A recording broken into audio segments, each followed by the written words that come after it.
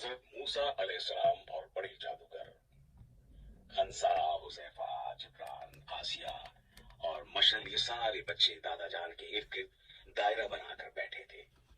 दादा जान बच्चों को मुसलमानों के मौजूदा हालात और जालिम मुल्क अमरीका की तरफ से मुसलमानों पर होने वाले मजालिम बता रहे थे कि अचानक हंसा बोल उठी, दादा जान, आखिर अल्लाह पाक इस मुल्क अमरीका को तबाह बर्बाद क्यों नहीं करते? देखो बेटी हंसा, अल्लाह ताला हर जालिम को, चाहे वो फर्द हो या मुल्क, मोहलत देते हैं। अगर वो अल्लाह से मुआफी मांग ले तो ठीक, वरना मुकर्ररा वक्त पर उसे तबाह बर्बाद कर दिया जाता है। और दादा जान, ये फिरौन कौन था? हुज़ैफा ने पूछा। हुज़ैफा बेटा, कई सदियां पहले की बात है कि मिस्र नामी मुल्क पर एक बहुत ही जालिम और काफिर बादशाह फिरौन की हुकूमत थी। फिरौन को उसके नजूमी और जादूगरों ने बताया कि तुम्हारे मुल्क में एक ऐसा बच्चा पैदा होगा जो बड़ा होकर तुम्हारी हुकूमत को खत्म कर देगा। फिरौन ने ये बात सुनते ही हुक्म जारी कर दिया कि आज के बाद मेरे मुल्क में जो भी लड़का पैदा हुआ उसे कत्ल कर दिया जाए। फिरौन के फौजियों ने बेशुमार छोटे छोटे बच्चों को कत्ल कर दिया। उन्हीं दिनों एक छोटा सा बच्चा जिसका नाम मूसा था पैदा हुआ। मूसा की अम्मी ने अपने बच्चे को कत्ल होने से बचाने के लिए एक संदूक में बंद करके दरियाए नील में डाल दिया। दरियाए नील फिरौन के महल से गुजर कर जाता था। ये संदूक दरियाए नील में बहता हुआ जब फिरौन के महल में पहुंचा तो उस वक्त फिरौन अपनी बीवी आसिया के साथ दरिया के किनारे बैठा था। जब उन्होंने पानी में एक संदूक को देखा तो उसे निकलवा कर खोला तो ये देखकर हैरान रह गए कि अंदर छोटा सा एक खूबसूरत बच्चा है।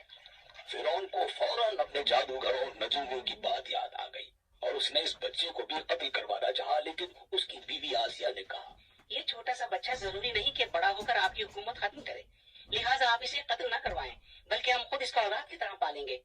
इस तरह बच्चे की परवरिश फिरौन के महल में होने लगी और वो बच्चा जवान हो गया और उस बच्चे को अल्लाह ताला ने नबूवत देकर अपना पैगंबर बना लिया। अल्लाह ताला ने हजरत मूसा अलैहिस्सलाम को हुक्म दिया कि जाकर फिरौन को दावत दें कि वो बुतों की इबादत और जुल्म सितम छोड़कर एक अल्लाह की इबादत करें। हजरत मूसा अलैहिस्सलाम फिरौन के पास गए तो उसने अपने बड़े बड़े जादूगरों को बुला रखा था ताकि वो हजरत मूसा अलैहिस्सलाम से मुकाबला करें। जब हजरत मूसा अलैहिस्सलाम ने फिरौन को दावत दी तो उसने कहा कि तुम पहले मेरे इन जादूगरों का मुकाबला करो, अगर तुम जीत गए तो फिर मैं ईमान लाने के बारे में सोचूंगा।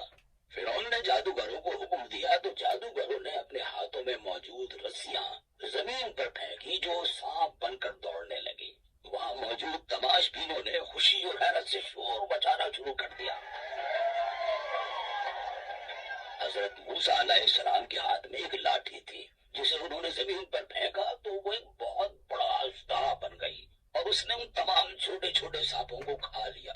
ये देखते ही वो तमाम जादूगर हजरत मूसा अलैहिस्सलाम पर ईमान ले आए, मगर फिरौन ईमान न लाया, बल्कि उसने हजरत मूसा अलैहिस्सलाम और उनके साथियों पर तरह तरह के मजालिम शुरू कर दिए। इन मजालिम से तंग आकर हजरत मूसा अलैहिस्सलाम अपने मानने वालों को लेकर मिस्र से निकल खड़े हुए। जब फिरौन को पता चला तो वो अपनी फौजों को आपके ताक़ुब में लेकर निकला।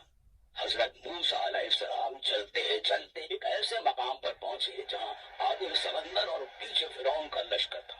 हजरत मूसा अलैहिस्सलाम ने अपनी लाठी पानी पर मारी तो समंदर में रास्ता बन गया। हजरत मूसा अलैहिस्सलाम अपने साथियों को लेकर दूसरे किनारे पर पहुंच गए। जब फिरौन ने समंदर में रास्ता बना देखा तो वो भी अपनी फौज के साथ उस रास्ते पर चलने लगा, लेकिन जब दरमियान में पहुंचा बच्चों तो पानी चल पड़ा जिसमें फिरौन अपने पूरे लश्कर समेत डूबकर हलाक हो गया। इस तरह एक जालिम अपने अंजाम को पहुंचा। तो बच्चों, अब इससे पता चला कि अल्लाह ताला उस जालिम को मुआफ नहीं करते, बस सिर्फ उसे थोड़ी मोहलत मिलती है और एक दिन आएगा कि अमेरिका भी इसी तरह तबाह बर्बाद होगा जैसे फिरौन हुआ था।